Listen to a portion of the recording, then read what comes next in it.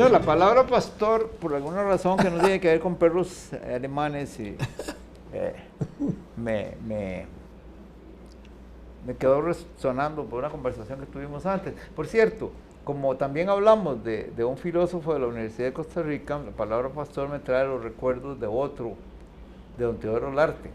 Don Teodoro Larte es fue un profesor mío de primer año. Brillante. Pero sí, muy bueno. Interactué mucho con él, con el tiempo, y luego tuve la suerte hizo que yo pasara a vivir frente a la casa de él. Es decir, mi casa era la del frente y nos hicimos muy amigos, y como don Constantino Láscaris lo visitaba mucho, entonces se hacía un trío ahí de conversación. Y la vez que yo recuerdo que más me impresiona es el día que estaba yo arreglando una gordera en el techo, porque no estaba lloviendo, sino que me he dado cuenta que existía y me subí a ver cómo hacía para resolver el problema. Y estaba yo en el techo cuando sale de la casa de don Teodoro Larte, don Constantino Láscaris. Y me ve y empieza a hablar conmigo, él allá en la acera y yo desde arriba. Finalmente yo me senté en el borde del techo con los pies en el aire y empezamos a hablar y hablar. Y tuvimos una charla larguísima sobre temas académicos básicamente, en esas condiciones. Y creo que no hay como muchos antecedentes de ese tipo en la historia académica de Costa Rica. Que al final él dijo, señor vicerrector, yo creo que usted debió dedicarse a la bohemia. Yo no me acuerdo por qué fue que dijo eso. Pero, bien, don Teodoro Larte. Don Teodoro Larte era un señor muy especial con todo el mundo. Y con mis hijas, chiquitillas, mis hijas grandes, pequeñas, lo querían mucho. La tercera en especial. Entonces él tenía una perra pastor alemán, de la que se suponía que no iba a haber ninguna descendencia, y un día de tantos funcionó. Y entonces la expectativa, todo el barrio tenía que ver con el advenimiento. Con la perra. ¿Sí? Y cuando nace el perrito pastor alemán, era una preciosidad. Don Teodoro se lo regaló a mis hijas. Resulta que él tenía una perrita que se llamaba, pequeñita, porque además, que se llamaba, tenía un nombre griego, no me acuerdo, griego. Pero entonces venimos nosotros y nos sentamos a discutir sobre qué nombre le poníamos al perro. Y nos inclinamos por ponerle el nombre del equipo de fútbol holandés del que habíamos sido fanáticos, Ajax. Por supuesto, era el nombre del equipo de fútbol, Ajax. Pero no caímos en la cuenta de que ese es un nombre griego de la mitología. De la mitología. Entonces, claro, no faltó quien interpretara que habíamos querido hacer juego con la perrita de don Teodoro. Pero no, enseguida todo el mundo preguntaba, no, es que el equipo nuestro en Holanda es el Ajax. Ahí estaba. Viene, pasa el tiempo y hay un señor, profesor español, que conocía a don Teodoro y vino a Costa Rica a hacer una investigación sobre don Teodoro Larte. Y me entrevistó, desde luego. Yo había sido estudiante, compañero de claustro, había sido rector, don Teodoro, vecino. Entonces, yo tenía mucho que contarle. Y le conté esta historia del perro, así como la acabo de contar aquí. Y entonces, él se fue. Al tiempo, un amigo común viene y me entrega un ejemplar del libro que había publicado ese señor. Publicó un libro sobre don Teodoro, muy interesante. Pero cuando viene la historia del perro, no se dio al fútbol. Dejó la mentira de que había sido porque Ajax, el de la mitología. Claro. Y yo digo que le quitó gracia al asunto, porque la verdad es que era como más humano. Eso otro, ¿verdad? Dice, mi Ajax era un Ajax futbolístico. Y la perrita de él, no me acuerdo, tenía un nombre también. Es así, él le había puesto nombre mitológico griego. Como filósofo, pero yo era químico. Don Teodoro y Láscaris eran una yunta muy especial. Sí, yo tuve un par de genios.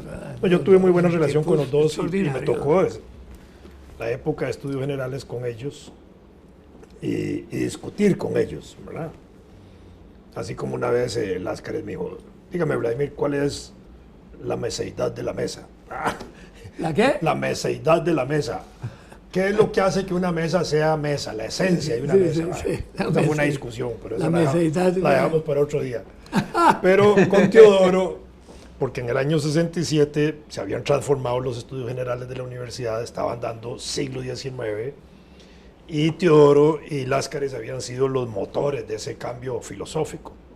Entonces estudiaba marxismo y un montón de cosas, y yo, digamos, tenía un buen conocimiento del marxismo, y me metí a discutir con los profesores, entre ellos me metí a discutir con Teodoro. Y estábamos una vez en una discusión fuerte, él y yo en clase, ¿verdad? En estudios generales, él usaba los anteojillos negros y la pipa, ¿verdad? Que era muy típico de él. Y entonces, en esa discusión, interrumpe y me dice, ¿cómo se llama usted? Digo, Vladimir de la Cruz. Entonces, se queda fumando así. Para mí, fue una eternidad aquello, tal vez fueron unos segundos, ¿verdad?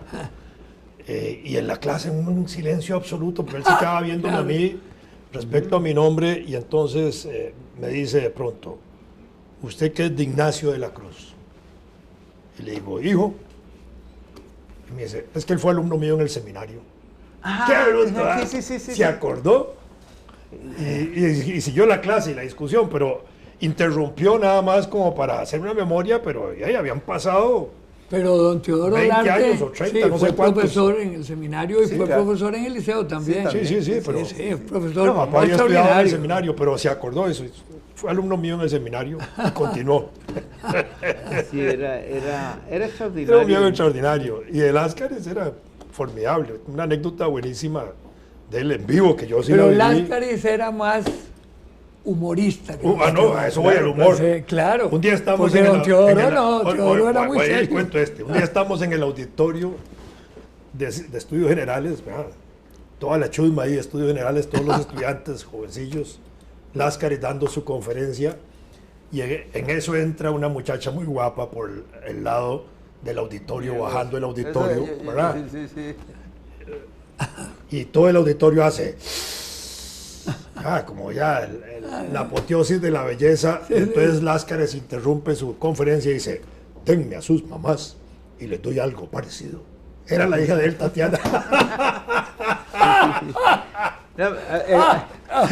Cada fino.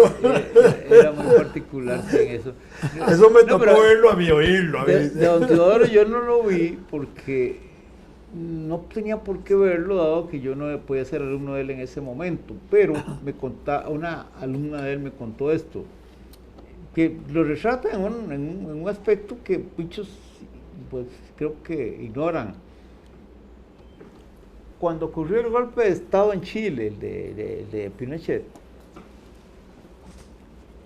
don Teodoro ese día, en el momento que estaba corriendo la noticia, le tocaba en la tarde, empezando la tarde, no sé si era una, dar una clase, era una clase pequeña porque era de la carrera de filosofía.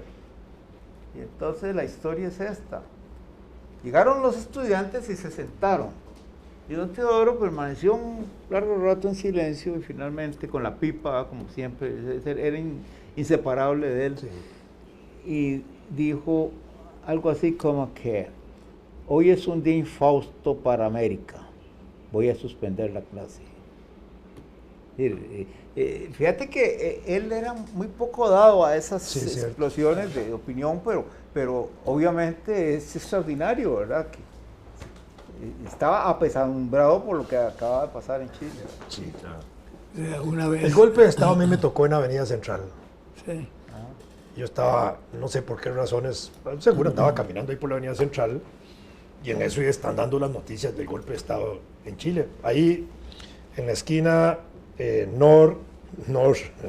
noreste del parquecito ese que está ahí a la par del teatro ahora, el Parque de la Cultura, estaba una oficina de la Embajada de Chile.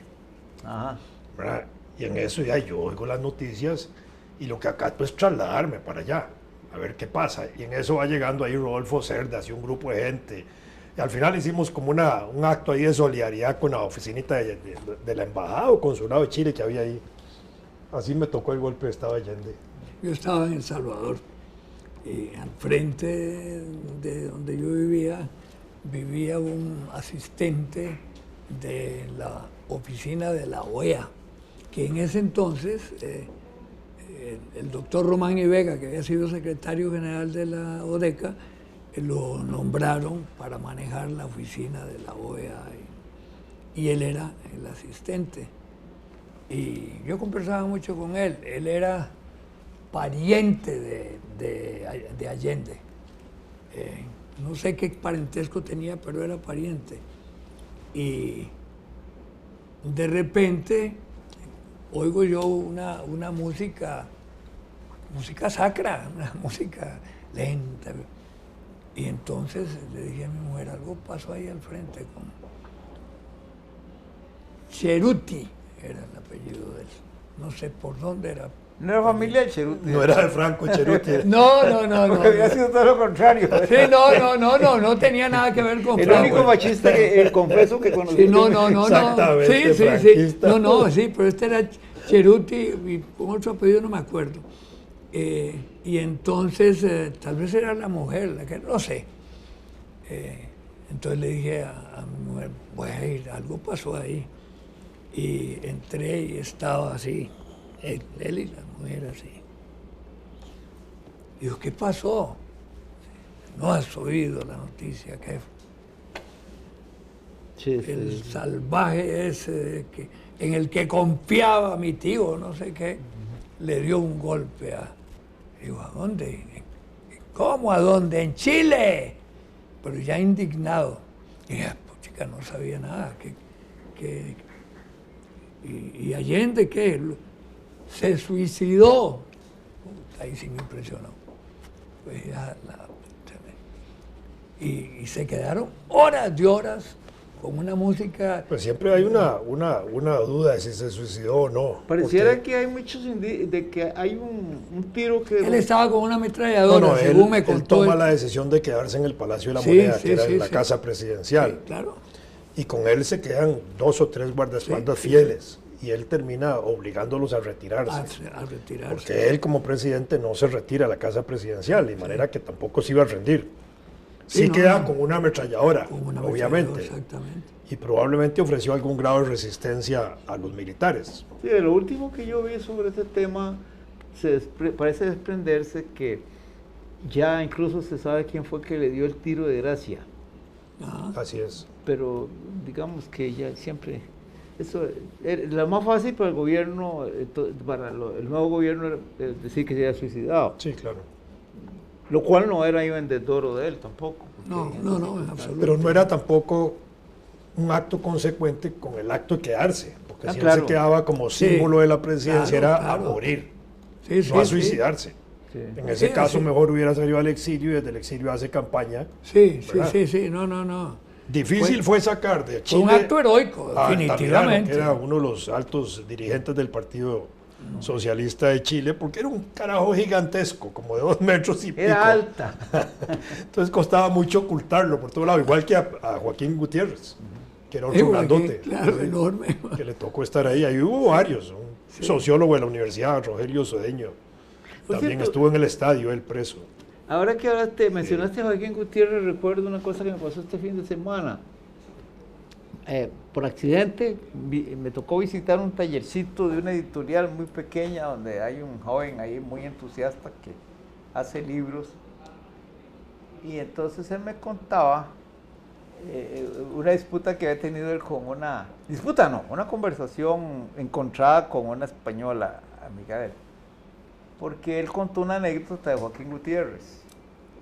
Y cuando la contó, a mí me pareció que yo también me la sabía así, que era de Joaquín Gutiérrez. Esa anécdota corre de esta manera. Estaba Joaquín Gutiérrez, en esta versión nuestra, estaba Joaquín Gutiérrez dando una clase en la que hablaba de Shakespeare. Pero... En lo que era un especialista. Por supuesto. No, claro. Sí, claro. Si alguien pudiera dar una charla sobre Shakespeare en este país era él. Entonces, en un momento dado, tomó la decisión de decir Shakespeare. Pero lo dijo naturalmente, y entonces sí, hubo confusión en la clase, pero nadie dijo nada. Entonces, al ratito, vuelve a decir Shakespeare, entonces apareció el que levanta la mano y le dice, profesor, usted querría decir Shakespeare, ¿no? Entonces Joaquín comenzó a la conferencia en inglés isabelino. Claro, nadie le entendió el resto, pero sí, claro, le dio una lección. Esa es la versión que yo conocía. Yo la había oído. Vos sabés que... Pero espérate, este muchacho la cuenta y este español le dice, pues, vamos, eso es de Miguel de Unamuno.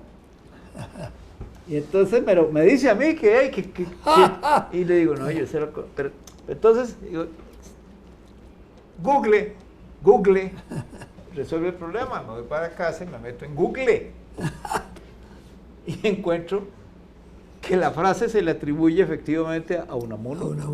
Pero en otros fuentes se le atribuye a un escritor español también, anterior a Unamuno, y a un diplomático español más. Entonces ahora hay cuatro candidatos y puede ser que a los 4 les haya pasado, ¿verdad? Sí, perfectamente claro. Posible. Ustedes posiblemente lo saben, que por dicha no era en esperanto. Sí, claro. Que Joaquín Gutiérrez en Chile fue muy amigo de Max Jiménez. Ah, cierto, sí, él contaba. Pero curioso, a 2 personajes así, pues. Y sí, bueno, Max era muy inteligente, además era borrachón y tortero. Era un artista. Sí, claro. Pero a mí me contaban anécdotas de Max con Joaquín, Juaco, interesantísimas. De veras, de las conversaciones de él, me lo contaba uno de los hijos de Max, que siempre lo veía con mucho respeto a Joaquín, porque ese fue íntimo de mi padre, ¿verdad? Pero es una relación, a mí siempre me sorprendió, muy interesante. Son 2, digamos, antípodas económicas, llamémoslo, de relación del poderío económico de Max, ¿verdad?, frente a Joaquín, aunque Joaquín se había casado con una mujer muy rica, ¿verdad? Pero sí, ahí más bien... No sé. Bueno, porque estaba relacionado nada más con que sus padres eran los dueños de la imprenta esta famosa, Quimantú. Quimantú. Pero bueno, el caso es que siendo artistas... Sí, ahí es un mundo muy especial, donde desaparecen ese tipo de problemas. Entra la bohemia. Sí. Uniforma. Pero Max era mucho más bohemio que Joaquín. Joaquín era bohemio, pero no tanto. Joaquín tenía... No le conocí la bohemia, Joaquín, no, ¿verdad? No. Bueno, el bohemio clásico no. No. Joaquín contó o el bohemio tortero, tampoco. Joaquín contó la historia, ahora que hablas de bohemios, de una vez que él salió de Chile rumbo a Brasil a una actividad literaria, y iba y volvía y se quedó 3 meses. Claro, yo de detalles de qué se quedó haciendo 3 meses. Seguro fue en febrero por los carnavales. Claro, pero para uno es impresionante porque ¿cómo se fue? ¿Y qué pasó cuando volvió? Nada. Vos sabés que yo conocí a Joaquín Gutiérrez en una circunstancia muy especial. Mi mamá era una gran jugadora de ajedrez. Cuando en la Casa España había aquellos certámenes permanentes, era muy bonito. Mi tía, Rosalía, fue campeona aquí en Costa Rica y después en Estados Unidos, en Nueva York, fue campeona. Era una mujer excepcional para el ajedrez. Y Joaquín era el mejor ajedrecista que había, decir, Soleil, gente de veras muy buena, que va, Joaquín jugaba ciegas, hacía maravillas con el ajedrez. Y entonces él era muy amigo de mi tía Rosalía y de mi mamá, porque mi mamá siempre iba a jugar ajedrez ahí, una vez quedó de segunda o no sé qué. Y entonces él se acercaba y decía, Rosalía, aprendí a jugar a ciegas. No, yo no puedo hacer eso. Sí puedes. No, yo no puedo. Te voy a enseñar. Y le explicaba que había que ver los mentalizar el tablero horizontalmente y ver las figuras. Una explicación ahí muy especial de él. Y Rosalía decía que yo nunca pude hacer eso. Pero era un tipo simpaticísimo, gracioso, pícaro en sus vainas, ¿verdad? Era un personaje, y además aquel mamulón enorme. Si yo era, ¿qué tenía yo? Tal vez unos 15, 16 años, porque yo iba a ver jugar a mi mamá y a Rosalía, y toda la familia era Rafael Escalante, que iba a jugar, y todos los Escalantes eran muy aficionados al ajedrez. Y entonces, bueno, nos habíamos hecho pues, muy amigos de estos personajes que eran de excepción. Nunca pensando en el aspecto puramente ideológico, yo no lo conocí sino como ajedrecista, ¿no? Algo interesante. A Joaquín y a mí nos tocó, junto con Julio Rodríguez, formar un jurado de lo más raro que puede haber. Eso es lo más increíble. Yo no sé por qué diablos, en mi caso yo, resulta que era esa comisión que designa los que pasan a la galería del deporte. Joaquín tiene Julio Rodríguez y yo, pues.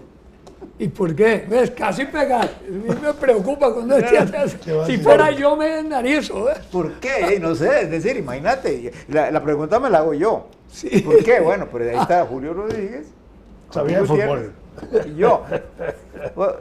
Joaquín Gutiérrez había sido un gran ajedrecista. Sí. Julio Rodríguez había tenido una columna deportiva, pero Perdón, no, Joaquín cuando más joven boxeaba. Ah, de feria, ¿No bueno. sabían ustedes? Esa parte bueno, no la... Claro, boxeaba. Qué difícil darle. Lo contaba mi papá, sí. Boxeaba bien. Pues, deportivamente, no era... Pero se imaginan ustedes lo que es ese grupo. Y totalmente inverosímil. Y lo hicimos el trabajo, claro. Sí. Yo no me acuerdo a quién pasamos ahí. Pero y además esa cosa de que siempre hay gente que se propone a ella misma, ¿verdad? Entonces nos llenaron de currículos, claro. Y era un tequio aquello.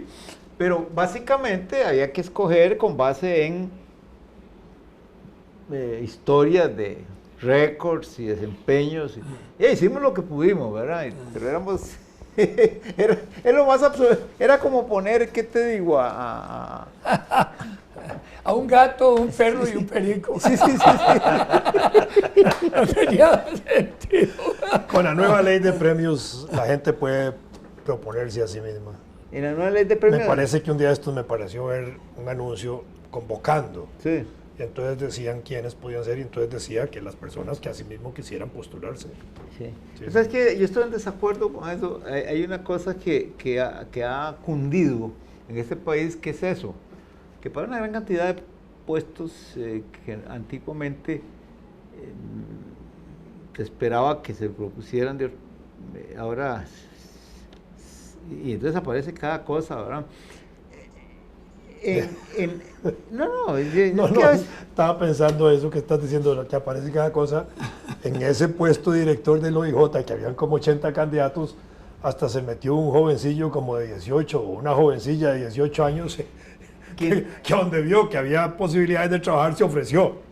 Obviamente sin ningún atestado, ni siquiera estudios de universidad, ni menos de derecho, ni nada. No sabía ni disparar. Lo cual es muy honesto, porque ahí sí, claro. Aquí estoy, y si hay algo que hacer, lo hago. Pero fíjate que en el caso de las universidades públicas, en una por lo menos, cuando hay que elegir rector, tiene que proponerse. Y a mí me parece eso tan... Claro, es diferente el reclutamiento de presidente de las universidades gringas, donde... Como comité. Donde a la gente la visita una comisión. Sí, claro. Bueno, si la comisión viene con ese fin, de ellos yo decido si acepto o no que me entreviste. Pero eso de que uno tenga que escribir una carta postulándose para rector de la universidad me parece tan... Y mandando el currículum. Bueno, sí. No, es que eso no. Incluso es otra cosa. Después de cierto momento, tiene que mandar un currículum dentro de la academia. En fin, Yo no sé, eso puede ser que yo ya sea demasiado alajuelense. O sea, a propósito del currículum, antes de aterrizar, extraordinario. No me acuerdo por qué fue que yo tuve que presentar el currículum mío, algún cargo.